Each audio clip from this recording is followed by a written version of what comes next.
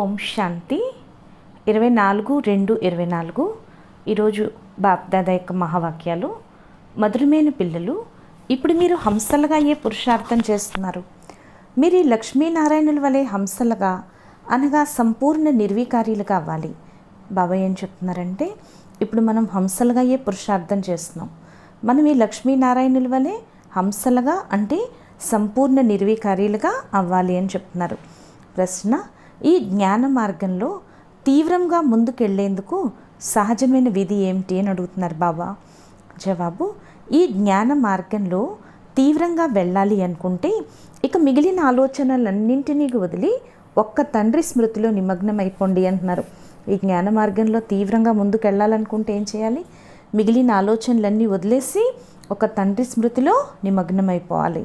తద్వారా మీ వికర్మలన్నీ వినాశనం అయిపోతాయి మరియు చెత్త అంతా కూడా తొలగిపోతుంది. అప్పుడు మన జన్మజన్మల పాపకర్మలన్నీ వినాశనం అయిపోతాయి మరియు చెత్త అంతా తొలగిపోతుంది అంటున్నారు బాబా. స్మృతియే ఉన్నత పదవికి ఆధారం కదా, స్మృతి యాత్రయే ఉన్నత పదవికి ఆధారం అంటున్నారు బాబా. దీని ద్వారానే మీరు గవ్వల నుండి వజ్రాలుగా అవుతారు కదా. తండ్రి యొక్క స్మృతి ద్వారానే మనం ఏమవుతాం? గవ్వల నుండి వజ్రాలుగా అవుతాం. మిమ్మల్ని గవ్వల నుండి వజ్రాలుగా, పతితుల నుండి పావనులుగా తయారు చేయటం తండ్రి డ్యూటీ. మనల్ని గవ్వల నుండి వజ్రాలుగా, పతితుల నుండి పావనులుగా తయారు చేయటం తండ్రి యొక్క బాధ్యత. అలా చేయకుండా తండ్రి కూడా ఉండలేరు. బాబా అలా చేయకుండా నేను ఉండలేను అని చెప్తున్నారు. ఓం శాంతి. ఈ ప్రపంచంలో కొందరు హంసలుగాను ఉన్నారు, కొందరు కొంగలుగాను ఉన్నారు అని బాబా కూర్చొని పిల్లలకు అర్థం చేయిస్తారు. ఈ ప్రపంచంలో కొందరు హంసలుగా ఉన్నారు, కొందరు కొంగలుగాను ఉన్నారు. ఈ లక్ష్మీనారాయణులు హంసలు. మీరు వారిలాగా తయారవ్వాలి. హంస ఏం చేస్తుంది? ముత్యాల నేర్కుంటుంది. కొంగ అయితే మురికిని తింటుంది. ఈ లక్ష్మీనారాయణులు హంసలు. మనం కూడా అలా హంసల్లాగా తయారవ్వాలి. మేము దైవీ సంప్రదాయాలుగా అవుతున్నామని మీరు అంటారు. మీరేమంటారు? మేము దైవీ సంప్రదాయాలుగా అవుతున్నాము అంటారు.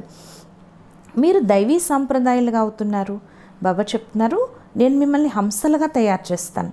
బాబా మనల్ని ఇప్పుడు ఎలా తయారు చేస్తున్నారు? హంసలుగా తయారు చేస్తున్నారు. ఇప్పుడు పూర్తిగా అలా అవ్వలేదు, ఇంకా అలా అవ్వాలి అని బాబా అంటారు. అంటే ఇప్పుడు ఇంకా పూర్తిగా అవ్వలేదు, ఇంకా అలాగా అవ్వాలి అంటారు. హంసలు ముత్యాలను గ్రోలుతాయి, కొంగలు అశుద్ధాన్ని తింటాయి. హంసలు ఏం చేస్తాయి అంటున్నారు బాబా? ముత్యాలను ఏరుకుంటాయి, కొంగలు అశుద్ధాన్ని తింటాయి. ఇప్పుడు మనం హంసలుగా అవుతున్నాం. ఇప్పుడు మనం ఎలా అవుతున్నాం? హంసలుగా అవుతున్నాం. కావుననే దేవతలను పుష్పాలు అంటారు మరియు వీరిని ముళ్ళు అంటారు. కావుననే దేవతలను ఏమంటారు? పుష్పాలు అంటారు కదా. ఇప్పుడు వీరిని ముళ్ళు అంటారు. హంసలుగా ఉండేవారు మళ్ళీ కిందకి దిగుతూ దిగుతూ కొంగలుగా అయిపోయారు. బాబా అంటున్నారు, హంసలుగా ఉండే మీరే మళ్ళీ కిందకి దిగుతూ దిగుతూ ఎలా అయిపోయారు? కొంగలుగా అయిపోయారు. అర్ధకల్పం హంసలుగా, అర్ధకల్పం కొంగలుగా ఉన్నారు. అర్ధకల్పం ఎలా ఉండేవారు? హంసలుగా ఉండేవారు. అర్ధకల్పం కొంగలుగా అయిపోయారంటున్నారు బాబా. హంసలుగా అవటంలో కూడా మాయ యొక్క విఘ్నాలు ఎన్నో వస్తాయి. మరి హంసలుగా అవటంలో కూడా బాబా ఏం చెప్తున్నారు? మాయ యొక్క విఘ్నాలు ఎన్నో వస్తాయి. ఎక్కడో అక్కడ పడిపోతారు, ఎక్కడో అక్కడ పడిపోతారు అంటున్నారు బాబా. ముఖ్యంగా దేహాభిమానంలో పడిపోతారు. ముఖ్యంగా ఇందులో పడిపోతారు, దేహాభిమానంలో పడిపోతారు. పిల్లలైన మీరు ఈ సంగం యుగంలోనే పరివర్తన చెందాలి. పిల్లలైన మనం ఇప్పుడు ఏం చేయాలి? ఈ సంగం యుగంలోనే పరివర్తన చెందాలి. మీరు ఎప్పుడైతే హంసలుగా అయిపోతారో అప్పుడు అందరూ హంసలుగా ఉంటారు. ఎప్పుడైతే మనం హంసలుగా అయిపోతామో అప్పుడు అందరూ కూడా హంసలుగా ఉంటారు. హంసలు అనగా దేవీ దేవతలు కొత్త ప్రపంచంలో ఉంటారు. బాబా చెప్తున్నారు, హంసలు అంటే ఏంటి? దేవీ దేవతలు ఎక్కడుంటారు? కొత్త ప్రపంచంలో ఉంటారు. పాత ప్రపంచంలో హంసలు ఒక్కరు కూడా ఉండజాలరు అంటున్నారు బాబా. ఈ పాత ప్రపంచంలో అయితే హంసలు ఒక్కరు కూడా ఉండజాలరు.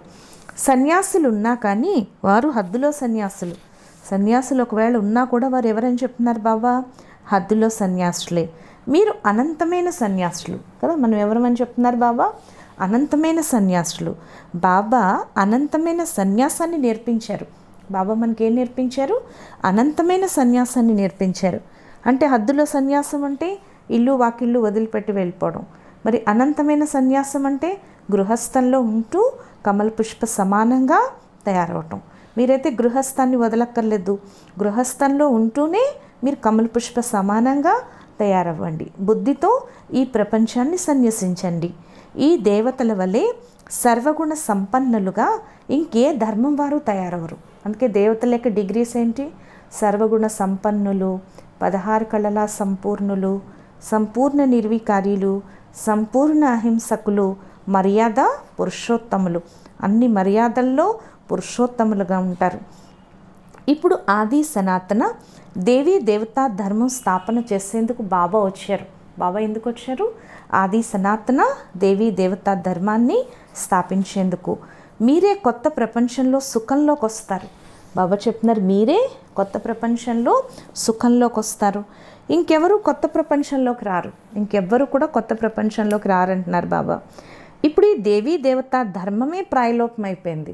బాబా చెప్తున్నారు, ఇప్పుడు ఈ దేవీ దేవతా ధర్మం ఏమైంది? ప్రాయలోపం అయిపోయింది అంటున్నారు బాబా. ఈ విషయాలను కూడా మీరు ఇప్పుడే వింటున్నారు మరియు అర్థం చేసుకున్నారు. ఈ విషయాలు కూడా మీరు ఇప్పుడే వింటున్నారు, అర్థం చేసుకున్నారు. వీటిని ఇంకెవరు అర్థం చేసుకోలేరు. అవన్నీ మనుష్య మతాలు. వికారాల ద్వారానే అందరూ జన్మ తీసుకున్నారు కదా. సత్యుగంలో వికారాల విషయమే లేదు. దేవతలు పవిత్రమైన వారు. అక్కడ అంతా యోగబలం ద్వారానే జరుగుతుంది. బాబా చెప్తున్నారు, సత్యుగంలో అంతా కూడా యోగబలం ద్వారానే జరుగుతుంది. అక్కడ పిల్లలు ఎలా జన్మిస్తారో ఇక్కడ పతిత మనుషులకు ఎలా తెలుస్తుంది?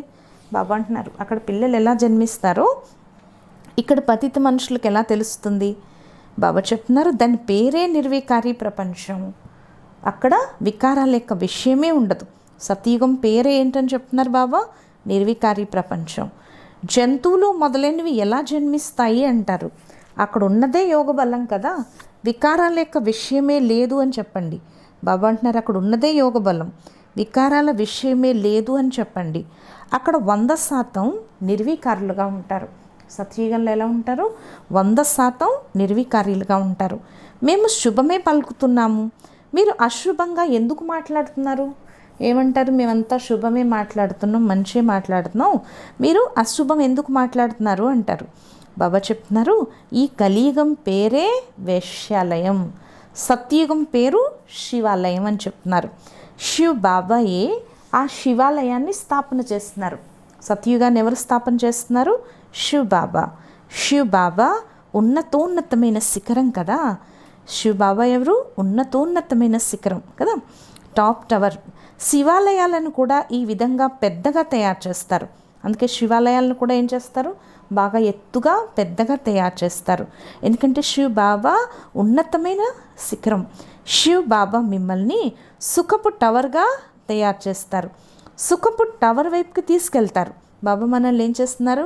సుఖపు టవర్ వైపుకి తీసుకెళ్తున్నారు. కావుననే బాబాపై ఎంతో ప్రేమ ఉంటుంది.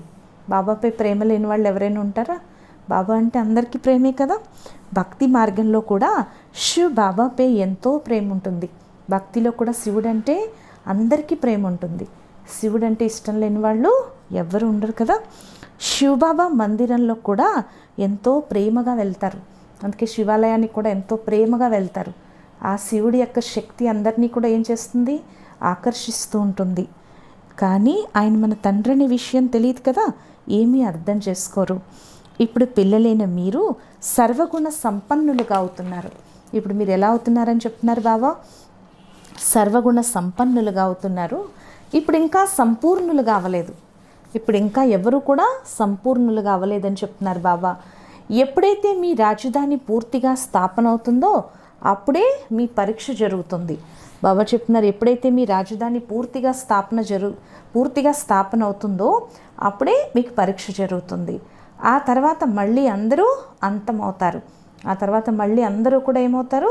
అంతమైపోతారు అంటున్నారు బాబా. ఆ తర్వాత మళ్ళీ నంబర్ వారీగా కొద్దిగా వస్తూ ఉంటారు. ఆ తర్వాత మళ్ళీ ఏమవుతారు? నంబర్ వారీగా కొద్దిగా వస్తూ ఉంటారు. మీ రాజ్యం మొదటి నుండే ప్రారంభమవుతుంది. బాబా చెప్తున్నారు, మీ రాజ్యం అయితే మొదటి నుండే ప్రారంభమవుతుంది. ఇతర ధర్మాలలో మొదటి రాజ్యం ప్రారంభమవుదు. ఇతర ధర్మాలలో అయితే మొదట రాజ్యం ప్రారంభమవుదు. మీకు మొదట రాజ్యం ఉంటుంది. ఈ విషయాలను గురించి పిల్లలైన మీకే తెలుసు. బాబా చెప్తున్నారు, ఈ విషయాలు ఎవరికి తెలుసు? పిల్లలైనా మీకే తెలుసు. బనారస్కు పిల్లలు సేవ చేసేందుకు వెళ్ళారు. వారికి అర్థం చేయించే నష ఉంది, కానీ వారంతగా అర్థం చేసుకోలేదు. కాశీ వెళ్ళారు సేవ చేసేందుకు. బాబాయ్ మురళి చెప్పినప్పుడు అర్థం చేయించే నష ఉంది, కానీ ఎంత చెప్పినా వినేవారికి అంత అర్థం కాలేదు. కోట్లాది మందిలో ఏ ఒక్కరో వెలువడతారు. అందుకే భగవద్గీతలో ఏముంది, వేల కొలది జనులలో జ్ఞానసిద్ధి కొరకు ప్రయత్నించినచో ఒకానొకడు మాత్రమే నన్ను యథార్థంగా తెలుసుకుంటాడు అని ఉంది.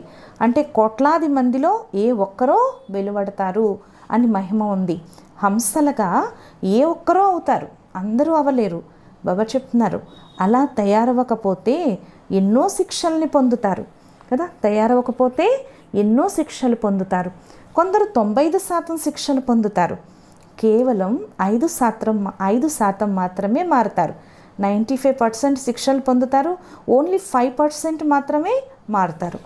ఉన్నతోన్నతమైన కనిష్టమైన నంబర్లు అయితే ఉంటాయి కదా, ఉన్నతోన్నతమైన కనిష్టమైన నంబర్లు అయితే ఉంటాయి.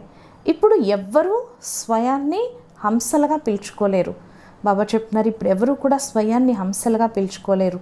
పురుషార్థం చేస్తున్నారు. ఎప్పుడైతే జ్ఞానం పూర్తయిపోతుందో అప్పుడు యుద్ధం కూడా జరుగుతుంది. బాబా చెప్తున్నారు, ఎప్పుడైతే జ్ఞానం పూర్తయిపోతుందో అప్పుడు యుద్ధం కూడా జరుగుతుంది. జ్ఞానం అయితే పూర్తిగా తీసుకోవాలి కదా, మరి జ్ఞానాన్ని అయితే పూర్తిగా తీసుకోవాలి. ఆ యుద్ధమే ఫైనల్ అవుతుందిట. ఎప్పుడైతే యుద్ధం జరుగుతుందో ఇంకా ఆ యుద్ధమే లాస్ట్ అన్నమాట, లాస్ట్ వార్ అన్నమాట, ఫైనల్ వార్ అవుతుంది అది. ఇప్పుడు ఇంకా ఎవరు 100% కూడా అవ్వలేదు. బాబా ఏం చెప్తున్నారు, ఇప్పుడు ఎవ్వరూ కూడా ఇంకా తయారవ్వలేదు. ఇప్పుడు ఇంకా ఇంటింటికి సందేశాన్ని చేర్చాలి. అందుకే ఇంకా ఎవరైతే తప్పిపోయిన ఆత్మలు ఉన్నారో వాళ్ళందరికీ కూడా భగవంతుడు వచ్చేసాడు, రావాల్సిన వాడు వచ్చేసాడు అనే సందేశాన్ని మనం అందరికీ చేర్చాలి. చాలా పెద్ద రీవాల్యూషన్గా అవుతుంది. ఎవరి వద్దనైతే పెద్ద పెద్ద స్థానాలు తయారై ఉన్నాయో అవన్నీ కదలడం మొదలు పెడతాయట. ఎప్పుడైతే భగవంతుడు వచ్చేసాడు అని అందరికీ తెలుస్తుందో అప్పుడు పెద్ద పెద్ద స్థానాలన్నీ కూడా కదులుతాయి అంటున్నారు బాబా. భక్తి యొక్క సింహాసనం కూడా కదులుతుందిట. ఇప్పుడు ఇది భక్తుల యొక్క రాజ్యం కదా, ఇప్పుడు ఇది భక్తుల యొక్క రాజ్యం అంటున్నారు బాబా. ఇది మళ్ళీ బదిలీ అవుతుంది. ఈ లక్ష్మీనారాయణుల రాజ్యం వస్తుంది. ఇప్పుడు మళ్ళీ ఈ లక్ష్మీనారాయణుల రాజ్యం వస్తుంది అంటున్నారు బాబా. మీరు సాక్షాత్కారాలు కూడా పొందుతూ ఉంటారు. మీకు ఏం జరుగుతుందనేది బాబా ముందుగా ఏం చేస్తారు, ఆ దృశ్యాలన్నీ కూడా బాబా చూపిస్తారు. రాజధాని ఎలా నడుస్తుందో ప్రారంభంలో మీకు ఎన్నో సాక్షాత్కారాలు చేయించడం జరిగింది. బాబా చెప్తున్నారు, రాజధాని ఎలా నడుస్తుందో ప్రారంభంలో కూడా బాబా మనకి ఏం చేశారు, ఎన్నో సాక్షాత్కారాలు చేయించారు. అలా సాక్షాత్కారాలు పొందిన వారు ఈరోజు లేరని చెప్తున్నారు బాబా. అలా సాక్షాత్కారాలు పొందిన వారు ఎంతోమంది ఈరోజు లేరు. ఏమయ్యారు, బాబా చెయ్యి వదిలేసి పారిపోయారు. డ్రామాలో ఎవరికి ఏ పాత్ర ఉంటే అదే నడుస్తూ ఉంటుంది కదా, ఇదంతా ఫిక్స్డ్ డ్రామా. ఈ డ్రామాలో ఎవరి పార్ట్ ఎంతవరకు ఉందో, ఎవరి రోల్ ఎంతవరకు ఉందో అంతవరకు ప్లే చేయవలసిందే. ఇందులో మనం ఎవరి మహిమను చెయ్యం. మీరు నన్ను మహిమ చేసేదేముంది, బాబా అంటున్నారు మీరు నన్ను పొగిడేదేముంది, పొగడ్డం కాదు, నన్ను పతితుల నుండి పావనంగా అయి చూపించండి. పతితులని పావనంగా తయారు చేయటం బాబా యొక్క డ్యూటీ, బాబా యొక్క కర్తవ్యం కదా. మన డ్యూటీ ఏంటి, పతితంగా అయిపోయిన మనం పావనంగా తయారై చూపించాలి. ఇందులో బాబాకి మహిమ చేయటం వల్ల ఏమీ ఉపయోగం లేదంటున్నారు. చదివించటం టీచర్ డ్యూటీ, చదువుకోవడం పిల్లల డ్యూటీ. చదవటం మానేసి టీచర్ని పొగిడితే ఉపయోగం ఏముంది? తమ డ్యూటీని తాము చేసేవారిని మహిమ చేయాల్సిన అవసరం ఏముంది అని అడుగుతున్నారు బాబా. నేను కూడా డ్రామాకు వశమై ఉన్నాను. బాబా ఏమంటున్నారు, నేను కూడా ఈ డ్రామాలో ఫిక్స్ అయి ఉన్నాను. ఇందులో శక్తి ఏముంది? ఇదైతే నా డ్యూటీ. కల్పకల్పం నేను సంగం యుగంలో వచ్చి పతితుల నుండి పావనులుగా తయారు చేసే దారిని చూపిస్తాను. బాబా యొక్క కర్తవ్యం ఏంటి? ప్రతి కల్పంలో సంగం యుగంలో వచ్చి పతితుల్ని పావనులుగా తయారు చేసే దారిని చూపిస్తారు. నేను పావనంగా తయారు చేయకుండా ఉండలేను. బాబా అంటున్నారు, నేనైతే ఉండలేను మిమ్మల్ని పావనంగా తయారు చేయకుండా. నా పాత్ర ఖచ్చితమైంది. బాబా అంటున్నారు, నా పాత్ర ఏంటి? అక్యురేట్. డ్రామాలో నా పాట ఏదైతే ఉందో అది పూర్తి యాక్యురేట్ టైంలో యాక్యురేట్గా నేను వచ్చే తీరుతాను. ఒక్క క్షణం కూడా ఆలస్యంగా లేక తొందరగా అది రాచాలదు. నేను ముందు వచ్చాను, వెనక వచ్చాను. డ్రామాలో నా రోల్ ఎప్పుడైతే ఉందో, నా యొక్క పాత్ర ఎప్పుడైతే వచ్చిందో యాక్యురేట్గా నేను ప్లే చేయడానికి వస్తాను. పూర్తిగా ఖచ్చితమైన సమయంలో సేవ యొక్క పాత్రని అభినయిస్తాను. బాబా అంటున్నారు, నాకు ఎప్పుడైతే సమయం వచ్చిందో అప్పుడు నేను ఖచ్చితమైన సమయంలో నేను సేవ యొక్క పాత్రని అభినయిస్తాను.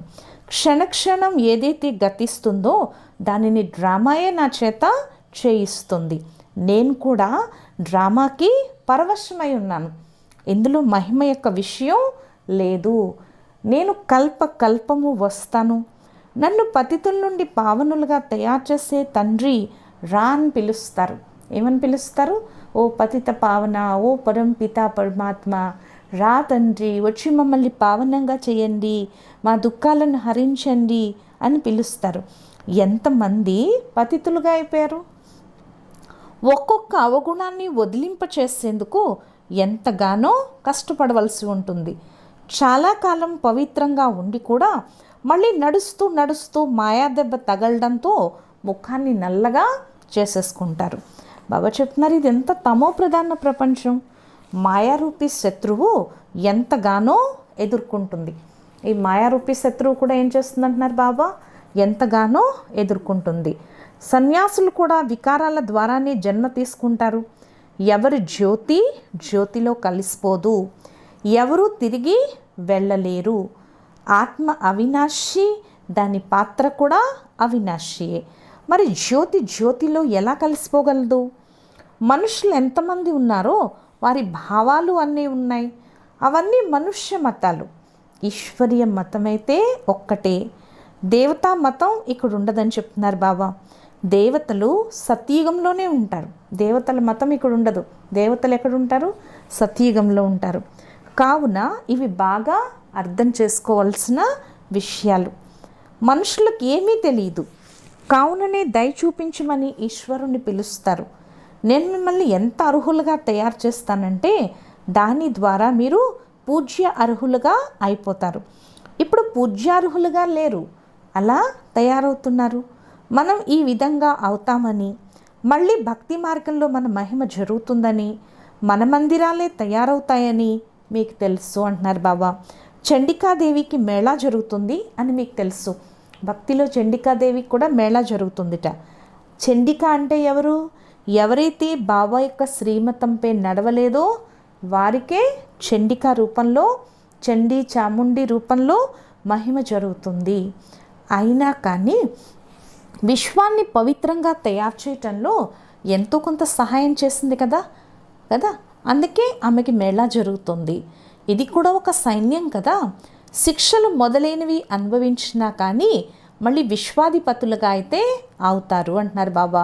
ఇక్కడ ఆటవికులున్నా వారు కూడా నేను భారతదేశానికి యజమానిని అనే అంటారు. ఈ రోజుల్లో చూడండి, ఒకవైపు మా భారతదేశం అన్నిటికన్నా ఉన్నతమైన దేశం అంటారు. ఒక పక్కన ఏమంటారు? మేరా భారత్ మహాన్ అంటారు.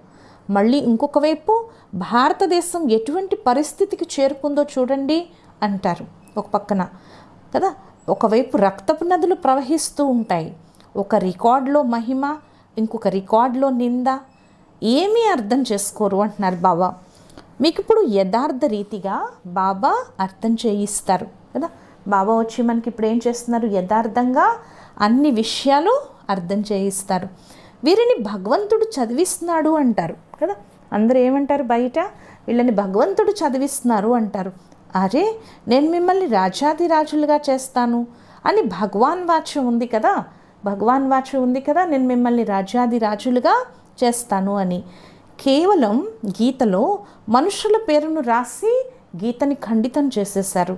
కృష్ణ భగవాన్ వాచ్య, ఇది మనుష్య మతం కదా.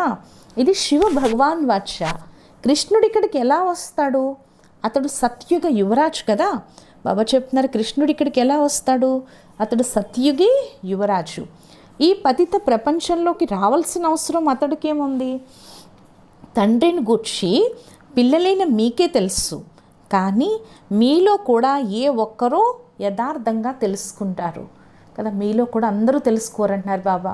యథార్థంగా ఏ ఒక్కరూ తెలుసుకుంటారు.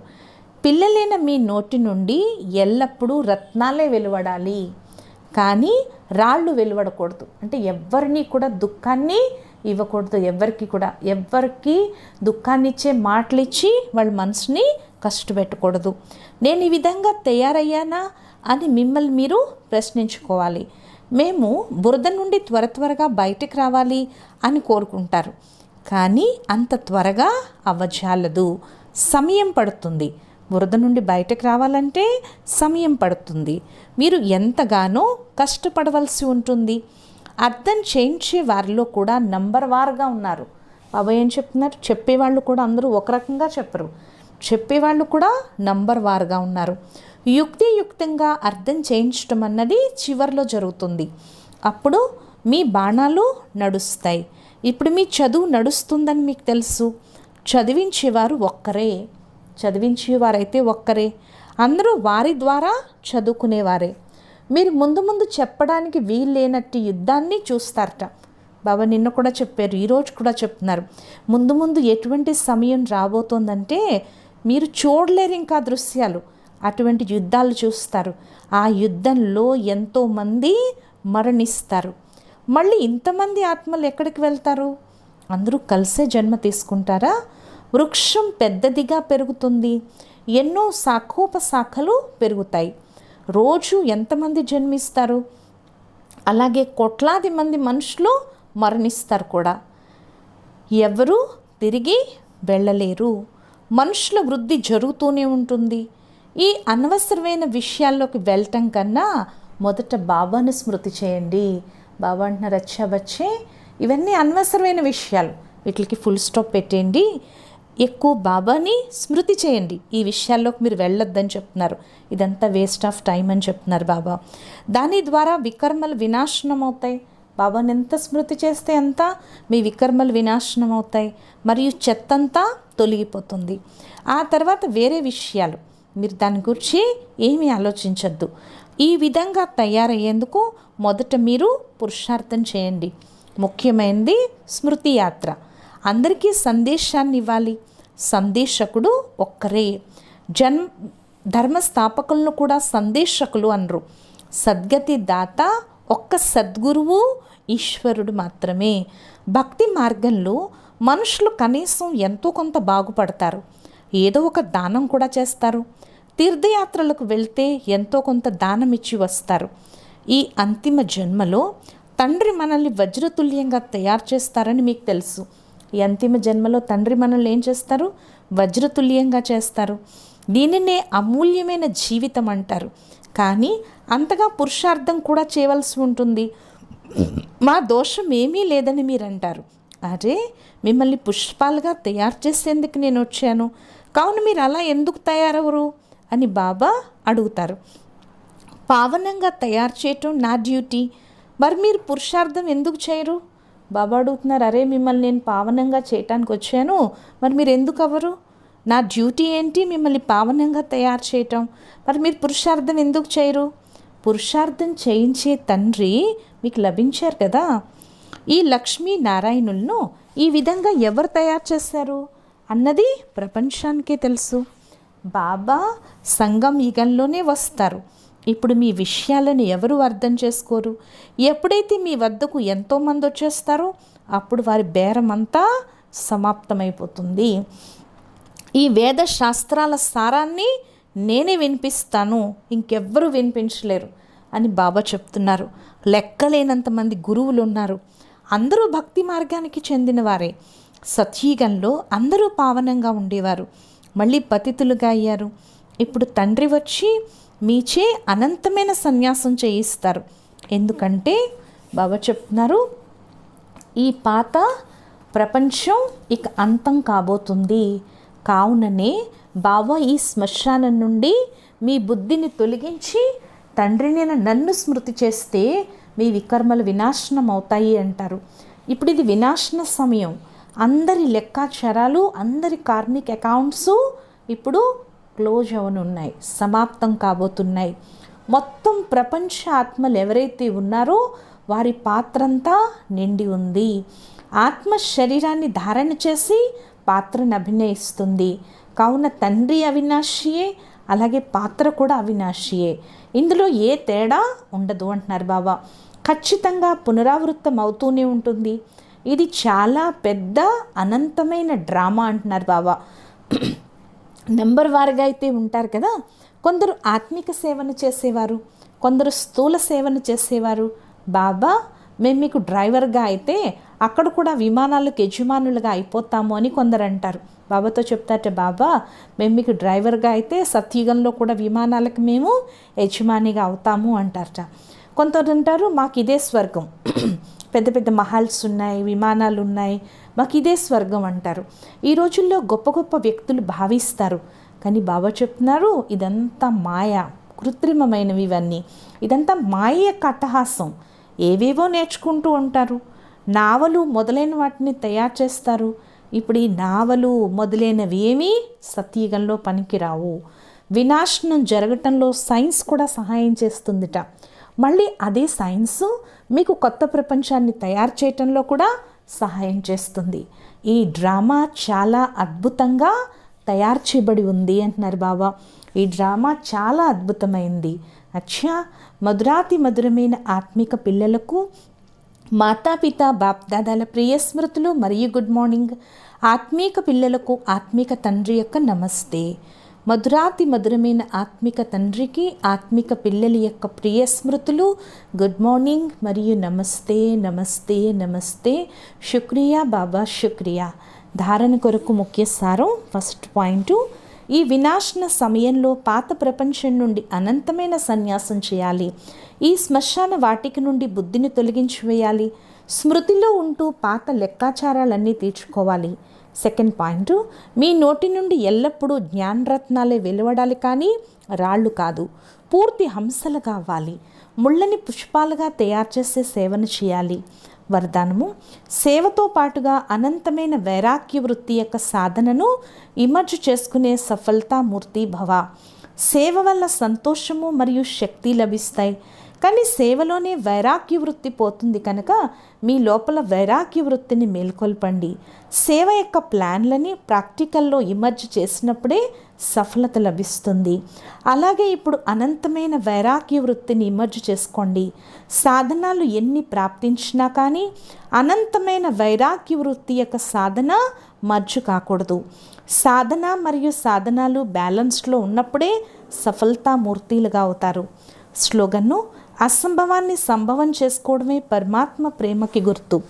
అసంభవాన్ని సంభవం చేసుకోవడమే పరమాత్మ ప్రేమకి గుర్తు. ఈరోజు స్వమానం, నేను సఫలతామూర్తి ఆత్మను. అచ్చా, ఓం శాంతి.